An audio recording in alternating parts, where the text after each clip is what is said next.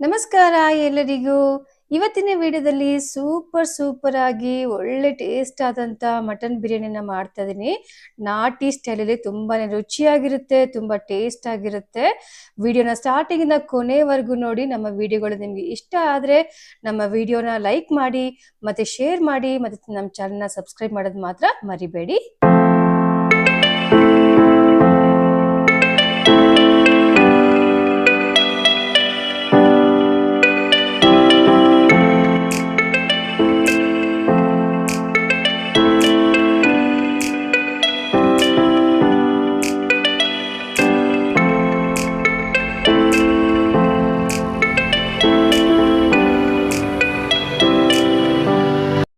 ನಾನಿವತ್ತು 3/4 kg mutton biryani ಮಾಡ್ತಾ ಇದ್ದೀನಿ.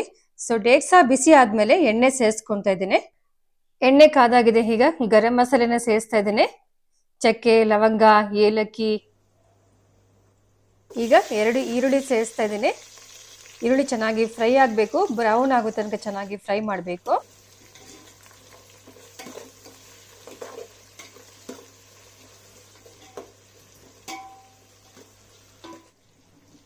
ಈಗ ಬಿರಿಯಾನಿ ಎಲೆ ಸೇರಿಸ್ತಾ ಇದ್ದೀನಿ.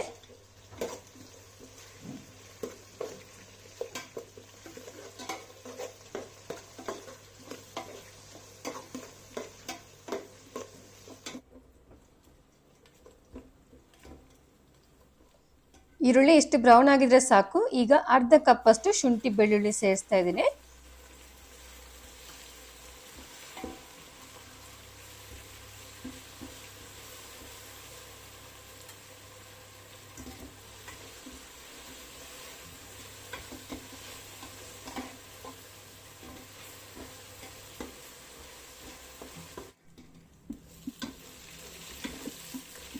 ಶುಂಠಿನ ಚೆನ್ನಾಗಿ ಫ್ರೈ ಮಾಡ್ಕೊಳ್ಬೇಕು. ಹಸಿ ವಾಸನೆ ಹೋಗೋ ತನಕ ಚೆನ್ನಾಗಿ ಫ್ರೈ ಮಾಡ್ಕೊಳ್ಬೇಕು.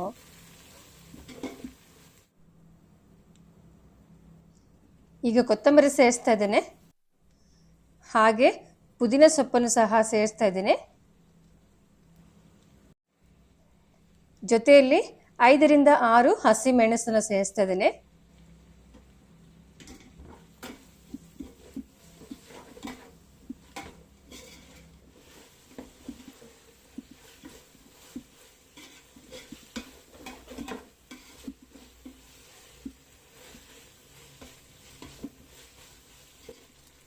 ಈಗ 3 ಟೊಮೆಟೊ ಸೇರಿಸ್ತಾ ಇದ್ದೇನೆ.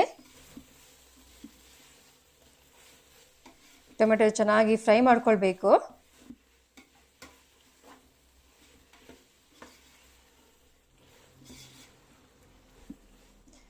ಈಗ ಮಟನ್ ಸೇರಿಸ್ತಾ ಇದ್ದೇನೆ.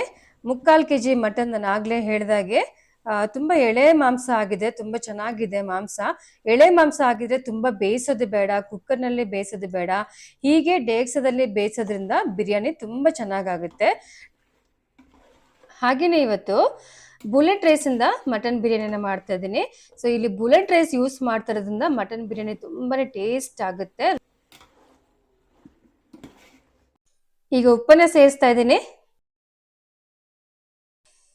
ಈಗ ನಾನಿಲ್ಲಿ 2 ಸ್ಪೂನ್ ಅಷ್ಟು ಹೋಮ್ ಮೇಡ್ ಬಿರಿಯಾನಿ ಮಸಾಲೆ ಸೇರಿಸ್ತಾ ಇದ್ದೀನಿ. ಇದು ಮನೆಯಲ್ಲೇ ಮಾಡಿದಂತ ಬಿರಿಯಾನಿ ಮಸಾಲೆ ತುಂಬಾ ಚೆನ್ನಾಗಿದೆ. ಹಾಗೆ 2 ಸ್ಪೂನ್ ಅಷ್ಟು ಗರಂ ಮಸಾಲೆ, ಹಾಗೆ 2 ಸ್ಪೂನ್ ಅಷ್ಟು ಖಾರದ ಪುಡಿ, ಹಾಗೆ 1 ಸ್ಪೂನ್ ಅಷ್ಟು ಅರಿಶಿನ ಪುಡಿ.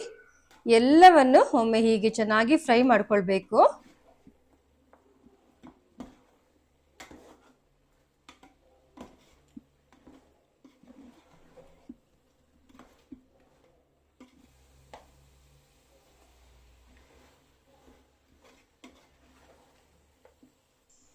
ಈಗ ಮಟನ್ನ 20 ನಿಮಿಷಕ್ಕೆ ಬೇಯಿಸಬೇಕಾಗುತ್ತೆ. ಸೊ ಮಟನ್ ಬೇಯಿಸ್ಲಿಕ್ಕೆ ನಾನಿಲ್ಲಿ 2 ಗ್ಲಾಸ್ ನೀರನ್ನ ಸೇರಿಸ್ತಾ ಇದ್ದೀನಿ.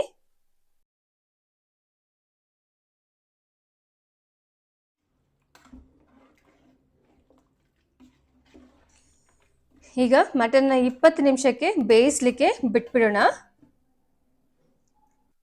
20 ನಿಮಿಷ ಆದ್ಮೇಲೆ ಓಪನ್ ಮಾಡಿ ನೋಡ್ತಾ ಇದ್ದೇನೆ. ನೋಡಿ ಚೆನ್ನಾಗಿ ಬೆಂದಿದೆ ಮಟನ್ನು. ನಾನೀಗ ನೀರನ್ನ ಸೇರಿಸ್ಕೊಳ್ಬೇಕು. ಸೊ ಈಗ ಈ ಗ್ಲಾಸಲ್ಲಿ ನಾನು 2.5 ಗ್ಲಾಸ್ ಅಷ್ಟು ಬುಲೆಟ್ ರೈಸ್ನ ಸೇರಿಸ್ಕೊಳ್ತಾ ಇದ್ದೀನಿ. ಅದಕ್ಕೆ ನಾನು 4 ಗ್ಲಾಸ್ ನೀರನ್ನ ಹಾಕ್ತಾ ಇದೀನಿ. ಯೂಶಲಿ 2.5 ಗ್ಲಾಸ್ ಅಂದ್ರೆ 5 ಗ್ಲಾಸ್ ನೀರು ಹಾಕ್ಬೇಕಿತ್ತು. ನಾವು ಆಗ್ಲೇನೆ ನೀರು ಹಾಕಿ ಬೇಯಿಸಿದ್ವಿ. ಸೊ ಸ್ವಲ್ಪ ನೀರು ಅಲ್ಲಿ ಮಸಾಲೆಯಲ್ಲಿ ಉಳ್ಕೊಂಡಿದೆ, ಆದ್ರಿಂದ 1 ಗ್ಲಾಸ್ ನೀರು ಕಮ್ಮಿ ಸೇರಿಸ್ತಾ ಇದೀನಿ ನಾನು. ಈಗ ಬುಲೆಟ್ ರೈಸ್ ನ ಸೇರಿಸ್ತಾ ಇದೀನಿ, 2.5 ಗ್ಲಾಸ್ ಬುಲೆಟ್ ರೈಸ್. ಮಟನ್ನ ನಾವು ಹೀಗೆ ಮಸಾಲೆಯೊಟ್ಟಿಗೆ ಬೇಯಿಸೋದ್ರಿಂದ ಮಟನ್ ಅಲ್ಲಿ ಮಸಾಲೆ ಚೆನ್ನಾಗಿ ಹಿಡಿಯುತ್ತೆ, ಮತ್ತೆ ಟೇಸ್ಟ್ ಸಹ ಸೂಪರ್ ಆಗಿರುತ್ತೆ.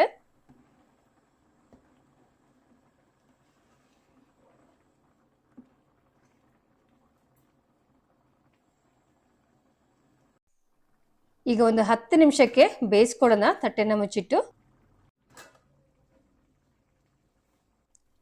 ಈಗ ನೋಡಿ ಅಕ್ಕಿ 3/4 ಭಾಗ ಬೆಂದಿದೆ. ಈಗ ಅರ್ಧ ನಿಂಬೆ ಹಣ್ಣನ್ನ ಸೇರಿಸ್ತಾ ಇದ್ದೀನಿ ಕೊನೆಯಲ್ಲಿ.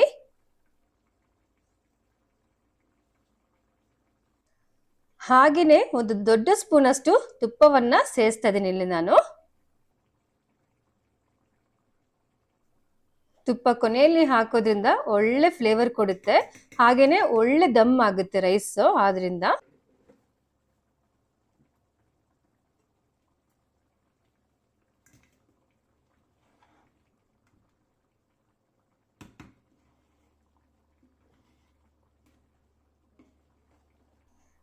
ಒಂದ್ಸರಿ ಹೀಗೆ ಸ್ವಲ್ಪ ಮಿಕ್ಸ್ ಮಾಡಬೇಕು.